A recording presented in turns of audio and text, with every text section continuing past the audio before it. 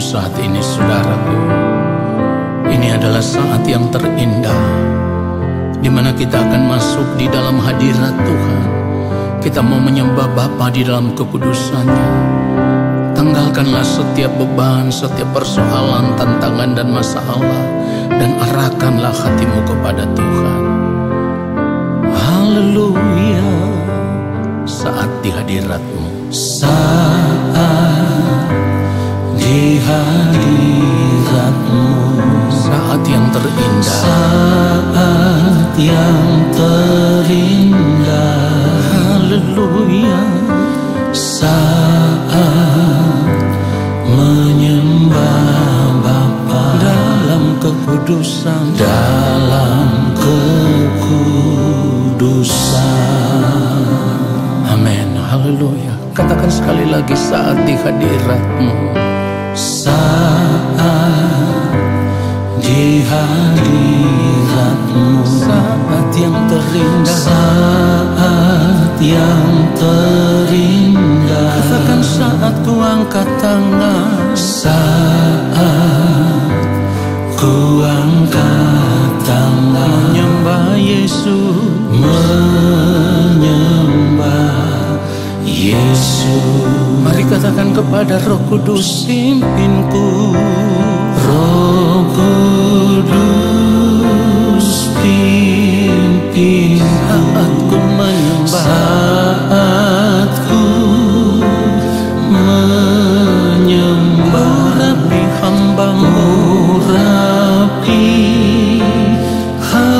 hamba-Mu Tuhan, di hadirat-Mu, di hadirat-Mu. Mari katakan sekali lagi, saat di hadirat-Mu, Saat di hadirat-Mu, amin. Saat terindah, saat yang terindah. kami mau mengangkat tangan di hadapan-Mu, ya Allah. Saat ku angkat tangan menyembah Yesus. Roh Kudus pimpinku, Roh Kudus pimpinku. haleluya. Saat ku menyembah, Urapi hamba-Mu, urapi hamba-Mu Tuhan, katakan di hadirat-Mu, di hadirat-Mu. katakan sekali lagi, Roh Kudus pimpinku. Roh Kudus pimpin. Yes Lord, saat ku menyembah, Saat ku menyembah, urapi hamba-Mu, urapi haleluya. hamba-Mu Tuhan, di hadirat-Mu. Ya Roh Kudus, pimpin kami menyembah. Roh Kudus pimpinku saat ku Menyembah, urapi haleluya. hamba-Mu Tuhan, di hadirat-Mu. Urapilah kami ya Bapa di sorga. Urapi Haleluya. hamba-Mu Tuhan, di hadirat-Mu. Di hadirat-Mu, Di hadirat-Mu. oh di hadirat-Mu, Di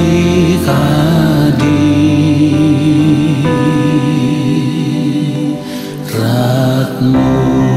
segala kemuliaan bagi Dia, sebab Dia yang layak menerima hormat dan kemuliaan. Mari Mari kita berdoa, saudaraku. Bapa yang Maha Kudus, saat ini kami mau duduk diam di hadapan-Mu. Kami mau menanti-nantikan Bapa berbicara bagi kami. Sampaikanlah apa yang menjadi isi hati Bapa kepada kami, dan Roh Kudus teruslah mengurapi kami. Buatlah kami mengerti akan kebenaran firman ini, supaya ketika kami mengerti, kami mau hidup seturut dengan kehendak Bapa di sorga.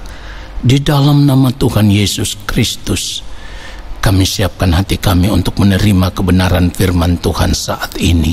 Haleluya. Amin. Saudara yang dikasihi oleh Tuhan Yesus Kristus, selagi kita masih hidup di dunia ini, kita diperhadapkan kepada dua pilihan. Dan pilihannya adalah, apakah kita mau memilih untuk mengasihi Tuhan dengan segenap hati kita, atau kita memilih untuk menikmati dunia ini dengan segala kesenangannya. Jadi hanya ada dua pilihan, saudaraku.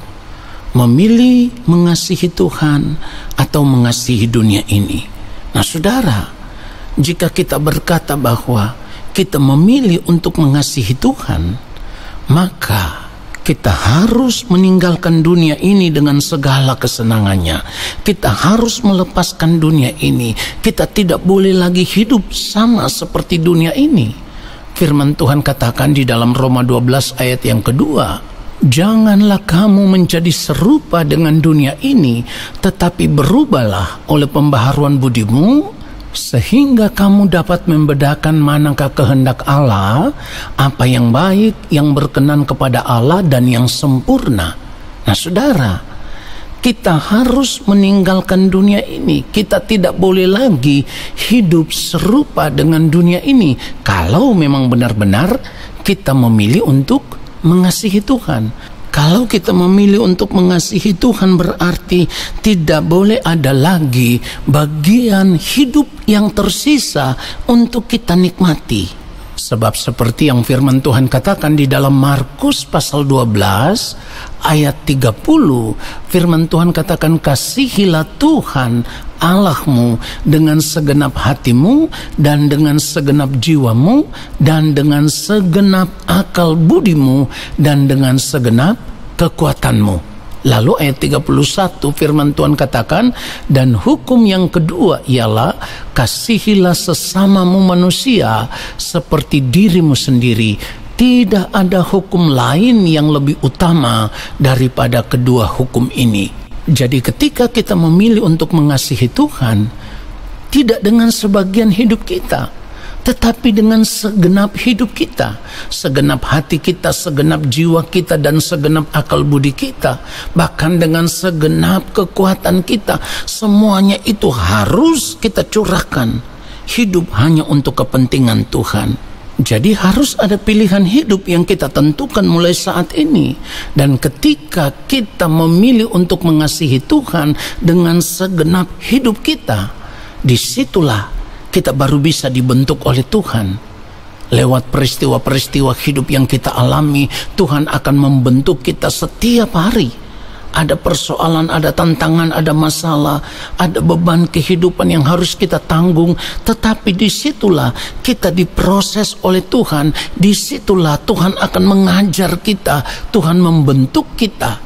Dan itulah yang dikatakan di dalam Roma 8 ayat 28. Kita tahu sekarang bahwa Allah turut bekerja dalam segala sesuatu untuk mendatangkan kebaikan bagi mereka yang mengasihi Dia. Perhatikan kalimat, bagi mereka yang mengasihi Dia, yaitu bagi mereka yang terpanggil sesuai dengan rencana Allah. Jadi di sini saudaraku jelas bagi kita bahwa kita harus memilih dulu mengasihi Tuhan, barulah Tuhan membentuk kita, Tuhan memproses kita.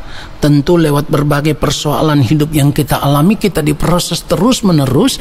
Tetapi semakin hari, manusia batinnya kita akan semakin berubah, semakin diubah. lewat persoalan hidup yang kita hadapi, barulah kita bisa mengerti apa yang menjadi kehendak Tuhan yang harus kita lakukan, apa yang baik, yang berkenan kepada Allah dan yang sempurna.